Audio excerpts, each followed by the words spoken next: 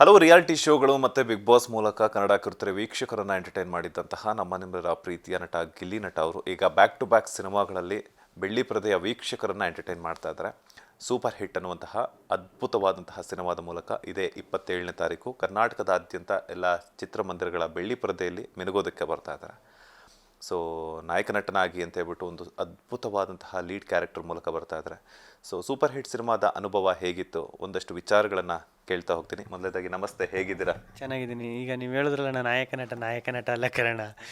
ಒಂದು ಈಗ ಇದು ಟ್ರಾವೆಲ್ ಕತೆ ಆಗಿರೋದ್ರಿಂದ ಈಗೆಲ್ಲ ನಾನು ಅದೇ ಈಗ ಎಲ್ರಿಗೂ ಅದನ್ನೇ ಹೇಳ್ತಿರ್ತೀವಿ. ಫ್ರೇಮಲ್ಲಿ ಯಾರ್ಯಾರು ಅವ್ರೆ, ಈ ಸಾಧು ಸರ್ ಆಗಿರ್ಬೋದು, ನಾವು 3 ಜನ ಆಗಿರ್ಬೋದು, ಎಲ್ಲರೂ ಲೀಡ್ ಅಂದರೆ ಈ ಕತೆನೇ ಹೀರೋ. ಇದು ಎಲ್ಲ ಒಂದು ಪಾತ್ರ ಅಷ್ಟೇ ಸರ್. ಇದು ಲೀಡ್ ಅಂತ ಆ ಥರ ಏನಿಲ್ಲ. ನನಗೇನು ಹೀರೋಯಿನ್ ಇದ್ದು ಸಾಂಗ್ ಆ ಥರ ಏನಿಲ್ಲ. ಪಾತ್ರ ಒಂದು ಚೆನ್ನಾಗಿರೋ ಪಾತ್ರ ಚೆನ್ನಾಗಿತ್ತು ಸರ್. ಈಗ ನಾನು DKD ಮುಗಿದ್ಮೇಲೆ ಈ ಸಿನಿಮಾ ಒಪ್ಕೊಂಡು ವಿಜಯನಾಥ್ ಸರ್ ಫೋನ್ ಮಾಡಿದ್ರು. ಒಂದಿಂದ 8 ಜನ ಶೂಟಿಂಗ್ ಇರ್ತದೆ ಹಿಂಗೆ ಅಂತೆಲ್ಲ ಹೇಳಿದ್ರು. ಸರಿ ಆಯಿತು ಅಂದ್ಬಿಟ್ಟು ಮಾಡೋ ಸಿನಿಮಾ ತುಂಬ ಒಳ್ಳೆ ಎಕ್ಸ್ಪೀರಿಯೆನ್ಸು ಸರ್. ಇದು ಜರ್ನಿ ಕತೆ ಶೂಟಿಂಗ್ ಥರ ಫೀಲ್ ಆಯ್ತಿರಲಿಲ್ಲ. ಅದು ಬರೀ ಕಾರಲ್ಲೇ ಆಲ್ಮೋಸ್ಟು ಸಿನಿಮಾ ಇರೋದ್ರಿಂದ ಒಂದು ಜರ್ನಿ ಒಯ್ತಾ ಇರೋದು. ಸುಮ್ಮನೆ ಸ್ಟಾರ್ಟ್ ಮಾಡೋದು, ಕ್ಯಾಮ್ರಾ ಹಾಕಿ ಒಯ್ತಾ ಇರೋದತ್ತೆ, ಡೈಲಾಗು ಆ್ಯಕ್ಟಿಂಗ್ ಮಾಡ್ಕೊಂಡು ಅದೊಂಥರ ಜರ್ನಿ ಥರ ಫೀಲ್ ಆಗ್ಬಿಡ್ತು. ಗೃಹಲಕ್ಷ್ಮಿ ಯೋಜನೆಯಡಿ ರಾಜ್ಯದ 1,24,00,000 ಯಜಮಾನಿಯರ ಖಾತೆಗೆ ಪ್ರತಿ ತಿಂಗಳು 2,000 ರೂಪಾಯಿ ನೇರವಾಗಿ ಜಮೆಯಾಗುತ್ತಿದೆ. ಇದು ಮಗುವಿನ ಶಿಕ್ಷಣಕ್ಕೆ ನೆರವು, ಅನಾರೋಗ್ಯದ ಸಮಯದಲ್ಲಿ ಆಪದ್ಬಾಂಧವ, ಗೃಹಿಣಿಯರ ಕೈಗೆ ಸಿಕ್ಕ ನಿಜ ಆರ್ಥಿಕ ಸ್ವಾತಂತ್ರ್ಯ. ನಾವು ನುಡಿದಂತೆ ನಡೆದಿದ್ದೇವೆ, ನಿಮ್ಮ ಪ್ರೀತಿ ವಿಶ್ವಾಸವನ್ನ ಉಳಿಸಿಕೊಂಡಿದ್ದೇವೆ. ಗ್ಯಾರಂಟಿ ಸರ್ಕಾರಕ್ಕೆ 1000 ದಿನಗಳು, ನನಸಾಗಿದೆ ಕೋಟಿ ಕನಸುಗಳು. ಸೊ ಗೇರೆಲ್ಲ ಆಗ್ತಿರ್ಬೇಕಾದ್ರೆ ಮೊನ್ನೆ ಕುಡ್ಗಳನ್ನು ನೀವು ಹೇಳ್ತಾ ಇದ್ದೀರಿ, ಗೇರೆಲ್ಲ ಕೈಗೇನೆ ಬಂದ್ಬಿಡ್ತಿತ್ತು ಅಂತ ಹೇಳ್ಬಿಟ್ಟು. ಹೆಂಗಿತ್ತು ಒಂದು ಲ್ಯಾಂಬೋರ್ಗಿನಿಯ ಒಂದು ಹೊಸ ಎಕ್ಸ್ಪೀರಿಯನ್ಸ್? ನಾನು ಫಸ್ಟ್ ಅದೇ ಅನ್ಕೊಂಡಿದ್ದು. ಫಸ್ಟ್ ದೂರದಿಂದ ಹೋಗ್ಬಿಟ್ಟು ಲ್ಯಾಂಬೋರ್ಗಿನಿ ಕಾರೇ ತರಿಸ್ಬಿಟ್ಟವ್ರು ಪ್ರೊಡ್ಯೂಸರು ಕಣ್ರಿ, ಪರವಾಗಿಲ್ಲ ಅಂತ. ಹತ್ರಕ್ಕೆ ಹೋಗಿ ನೋಡಿದ್ಮೇಲೆ ಗೊತ್ತಾಯಿತು ಯಾವುದೇ ಕಾರ್ದ ಟಿಂಕರಿಂಗು ಪೇಂಟಿಂಗ್ ಎಲ್ಲ ಮಾಡಿಸ್ಬಿಟ್ಟು ಕತೆಗೆ ತಕ್ಕಂಗೆ ರೆಡಿ ಮಾಡೋರೆ ಅಂತ. ಸರಿ ಬಿಡು ಅಂದ್ಕೊಂಡು ಒಂದು 1.5 ದಿನ ಕರೆಕ್ಟಾಗಿ ಹೋಯ್ತು ಗಾಡಿ. ಆಮೇಲೆ ಏನಾಗ್ಬಿಡ್ತು, ನೀವು ಒಂದು ಸ್ವಲ್ಪ ಡೋರು ಹಿಂಗೆ ಓಪನ್ ಮಾಡೋಕೋರೆ ಇದೇ ಕಿತ್ಕೊಂಡು ಬಂದ್ಬಿಡ್ತು. ಅಂದರೆ ಶೂಟಿಂಗ್ ಅಂದರೆ ಗೊತ್ತಿರ್ತದೆ ನಿಮಗೆ, ರಫ್ ಯೂಸು, ಹಿಂಗೆ ತಿರುಗಿಸಿ ಹಂಗೆ 2 ದಿನಕ್ಕೆ ಒದ್ರೋಗ್ಬಿಟ್ಟಿತ್ತು ಫುಲ್ಲು. ಆಮೇಲೆ ಈಗ ತಳ್ಳಿ ಸ್ಟಾರ್ಟ್ ಮಾಡ್ಕೊ ಎಲ್ಲಿ ಉಡುಪಿಲಿ ಶೂಟಿಂಗು, ಮಳೆ, ಓಪನ್ ಟಾಪು, ಮಳೆ ಬೇರೆ ಸುರಿತಾ ಇದೆ. ಇದು ಎಲ್ಲಂದ್ರಲ್ಲಿ ನಿಂತ್ಕತ್ತೆ, ಎಲ್ಲಿ ಸ್ಟಾರ್ಟ್ ಆಯ್ತು ಎಲ್ಲಿ ನಿಂತ್ಕತ್ತೆ ಅಂತ ಗೊತ್ತಿಲ್ಲ. ಗಾಡಿ ಬೇರೆ ಪಾಪ ಅವರು ನಮ್ಮ ಅವರಲ್ಲ ಗೌರವ್ ಅವರು ಗಾಡಿ ಓಡಿಸ್ತಿದ್ದು.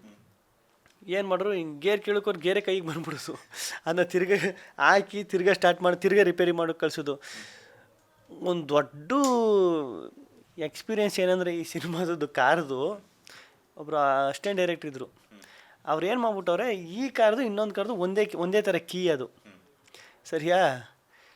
ಅವ್ರೇನು ಮಾಡ್ಬಿಟ್ಟವ್ರೆ, ಆ ಕೀನ ಅವ್ರು ಇಟ್ಕೊಂಡು ಈ ಕಾರ್ ಕೀನ ಇಟ್ಕೊಂಡು ಬೇರೆ ಕಾರ್ ಕೀನ ಎತ್ಕೊಂಡು ಸ್ಟಾರ್ಟ್ ಮಾಡೋಕೆ ಹೋಗೋರೆ. ಗಾಡಿ ಸ್ಟಾರ್ಟ್ ಆಯ್ತಿಲ್ಲ. ಎಲ್ಲಿ ಉಡುಪಿ ಕಡೆ ಎಲ್ಲೋ ಶೂಟಿಂಗ್ ಮಾಡ್ತಾವೆ, ಟೈಮ್ ಬೇರೆ ಆಯ್ತದೆ, ಗಾಡಿ ಸ್ಟಾರ್ಟ್ ಆಯ್ತಲ್ಲ. ಇವರು ತಳ್ಕೊ ಹೋಗಿ ಮೆಕ್ಯಾನಿಕ್ ಎಲ್ಲ ಕರೆಸಿ ಅದು ಮಾಡಿ ಏನೇನೋ ಮಾಡಿದ್ರು. ಕೊನೆಗೆ ನೋಡ್ರಿ ಕೀ ಅದೆಲ್ಲ ಕೀ. ಹೆಚ್ಚು ಕಮ್ಮಿ ಒಂದು 4-5 ಅವರ್ ವೇಸ್ಟ್ ಆಯಿತು. ಹಂಗೆ ಒಳ್ಳೆ ಎಕ್ಸ್ಪೀರಿಯೆನ್ಸು. ಸೂಪರ್ ಹಿಟ್ ಸಿನಿಮಾ ಇದೇ 27ನೇ ತಾರೀಕು ಬರ್ತಾ ಇದೆ. ಬಿಗ್ ಬಾಸ್ ನಂತರ ಸಾಕಷ್ಟು ಬೇರೆ ಸಿನಿಮಾಗಳು ಬಂದಿದೆ. ಚೌಕಿದಾರ್ ಆಗಿರ್ಬೋದು, ಅದನ್ನೇ ರೀಸೆಂಟಾಗಿ ಬಂದಿರುವಂಥ ಒಂದಷ್ಟು ಸಿನಿಮಾಗಳೆಲ್ಲನೂ ಕೂಡ. ಸೊ ಸೂಪರ್ ಹಿಟ್ ಸಿನಿಮಾದಲ್ಲಿ ಗಿಲ್ಲಿಯವರ ಪಾತ್ರ ಯಾವ ರೀತಿ ವಿಭಿನ್ನವಾಗಿದೆ ಅಂತ? ಈ ಕಥೆನೇ ವಿಭಿನ್ನ ಸರ್. ಕಥೆನೇ ಒಂದು ಕಾಮಿಡಿ ಜರ್ನಿ ಕತೆ ಆಗಿರೋದ್ರಿಂದ ಇಲ್ಲೇನು ಒಡಿ ಬಡಿ ಕಡಿ ಸಾಂಗು ಇದು ಆ ಥರ ಏನಿಲ್ಲ ಸರ್. ನನ್ನ ಕ್ಯಾರೆಕ್ಟರ್ ಹೆಂಗೈತೆ ಈಗ ನ್ಯಾಚುರಲಾಗಿ ಹೆಂಗಿರ್ತದೆ ಸೇಮ್ ನ್ಯಾಚುರಲಾಗೆ ಒಂದು ಒಳ್ಳೆ ಎಂಟರ್ಟೈನ್ಮೆಂಟ್ ಸಿನಿಮಾ, ಒಂದು ಎಂಟರ್ಟೈನ್ಮೆಂಟ್ ಸಬ್ಜೆಕ್ಟು ಸರ್ ಇಲ್ಲಿ. ಸೊ ಯಾವ ಥರದಂತಹ ಗಿಲ್ಲಿ ನಟ ಅವರನ್ನು ವಿಭಿನ್ನವಾಗಿ ನೋಡಬಹುದು ಅಂದರೆ, ಇವಾಗ ಕಾಮಿಡಿ ಅಂತಂದರೆ ನಿಮ್ಮದು ಸ್ಪಾಂಟೇನಿಯಸ್ ಆಗಿ ಬರುತ್ತೆ, ಅದ್ರ ಜೊತೆಗೆ ನಿಮ್ಮ ಕಾಮಿಡಿ ಟೈಮಿಂಗ್ ಕೂಡ ಸಿಕ್ಕಾಪಟ್ಟೆ ಚೆನ್ನಾಗಿದೆ. ಬಟ್ ಈ ಒಂದು ಸಿನಿಮಾದಲ್ಲಿ ವಿಭಿನ್ನವಾದಂಥ ಬೇರೆ ಥರದ ಗಿಲ್ಲಿ ನಟನನ್ನು ನೋಡಬಹುದಾ ಅಂತ? ಅದೇ ಫಸ್ಟ್ ಹಾಫು ಒಂದಷ್ಟು ಸೀರಿಯಸ್ಸು, ಅಂದರೆ ಕಾಮಿಡಿನೇ, ಬಟ್ ನಾನು ಸೀರಿಯಸ್ ಆಗಿರ್ತೀನಿ. ಸೆಕೆಂಡ್ ಹಾಫು ಒಂಚೂರು ಕಾಮಿಡಿ, ಅಂದರೆ ಫುಲ್ ಕಾಮಿಡಿ ಆ ಥರ. ಸೊ ಇಬ್ಬರ ಹೀರೋಗಳು, ಒಬ್ಬ ನಾಯಕ ನಟಿ, ಹೆಂಗಿರುತ್ತೆ? ಏನು ಟ್ರಯಾಂಗಲ್ ಲವ್ ಸ್ಟೋರಿ ಏನಾದ್ರು ಇಟ್ಟಿದ್ದಾರಾ? ಯಾವ ಥರ ಇರುತ್ತೆ ಅಂತ? ಹೀರೋಯಿನ್ಗೂ ನನಗೂ ಸಂಬಂಧ. ಅಯ್ಯೋ ಅದು ಕತೆ ಬಿಟ್ಟು ಹಂಗೆ ಆಗ್ಬಿಡ್ತದೆ ಬಿಡಿ. ಇವ್ರದ್ದು ಬಿಡಿ, ಅಯ್ಯೋ ಬೇಡ. ಆಮೇಲೆ ಪ್ರೊಡ್ಯೂಸರ್ ಡೈರೆಕ್ಟರ್ ನೋಡ್ಬಿಟ್ಟು ಏನು ಕತೆನಲ್ಲಿ ಹೇಳ್ಬಿಟ್ಟದೆ, ನೀವು ಕೇಳ್ತೇನೆ ಇದ್ರಿ ನಾನು ಹೇಳ್ತೇನೆ ಅವನಿಗೆ. ಅದೇ ಅಷ್ಟೇ ಸರ್. ಹೀರೋಯಿನ್ ಏನಿಲ್ಲ. ನಮಗೆ ಮಾಮೂಲಿ ನಮಗೆ ಆ ಹೀರೋಯಿನ್ ಕೊಟ್ಟರು ಆವಾಗ ಈಗಲ್ಲ ಸರ್ ಅದೇ DKD ಮುಗಿದ್ಮೇಲೆ ಇದು ಆಗಿದ್ದು.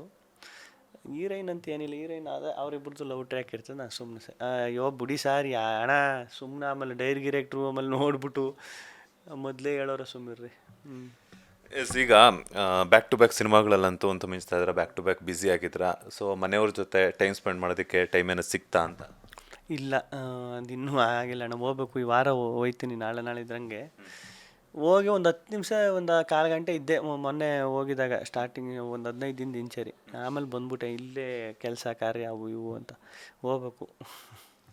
ಬಿಗ್ ಬಾಸ್ ಬಿಫೋರ್ ಏನೆಲ್ಲ ಇತ್ತು, ಬಿಗ್ ಬಾಸ್ ಆದ ನಂತರ ಏನೆಲ್ಲ ಚೇಂಜಸ್ ಆಗಿದೆ ಅಂತ ನಿಮಗೆ ಗೊತ್ತಿದೆ. ಜನರ ಪ್ರೀತಿ ಸಿಕ್ಕಿದೆ, ಎಲ್ಲೇ ಹೋದ್ರೂ ಕೂಡ ರೆಕಗ್ನೈಸೇಷನ್ ಸಿಕ್ಕಿದೆ, ಜನ ಗಿಲ್ಲಿ ಅಂತ ಸೆಲ್ಫಿ ಕೇಳ್ತಾ ಇರ್ತಾರೆ.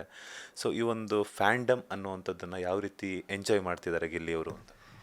ಅದೇ ಇವಾಗ ನಾನು ಮುಂಚೆನೂ ನೀವು ಸಿಕ್ಕಿದಾಗ ಹೇಳ್ತಿದ್ದಲ್ಲ ಹ್ಯಾಂಗ್ ಅವರಿಂದ ಆಚೆಗೆ ಬಂದಿಲ್ಲ ಅಂತ. ಈಗ ಒಂದು 4-5 ದಿನ, ಒಂದು ವಾರದಿಂದ ಪರವಾಗಿಲ್ಲ.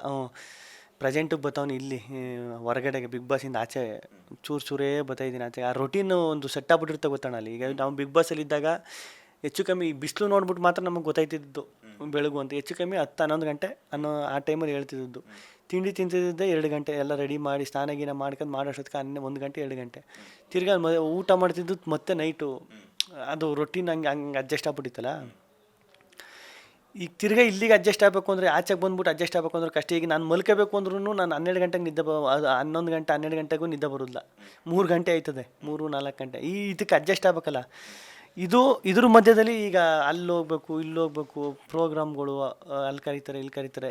ಇದನ್ನೆಲ್ಲ ಅದು ಹೆಂಗೆ ಅಂದರೆ ಈಗ ಈಗ ಹೊರಗಡೆ ಹೋದಾಗ ಇದೆಲ್ಲ ಖುಷಿ, ಆ ಜನ ಇದೆಲ್ಲ ಪ್ರೀತಿ ಎಲ್ಲ ನೋಡ್ಬಿಟ್ಟು ಖುಷಿ ಆಯ್ತದೆ. ಇನ್ನೊಂದು ಈ ನಿದ್ದೆ ಊಟ ಈ ವಿಚಾರದಲ್ಲಿ ಇನ್ನೂ ಅಡ್ಜಸ್ಟ್ ಆಗಿಲ್ಲ ಅನ್ನೋದೊಂದು ಆಯ್ತೀನಿ. ಈಗ ಆಯ್ತಾ ನೀನು ನಿಧಾನಕ್ಕೆ.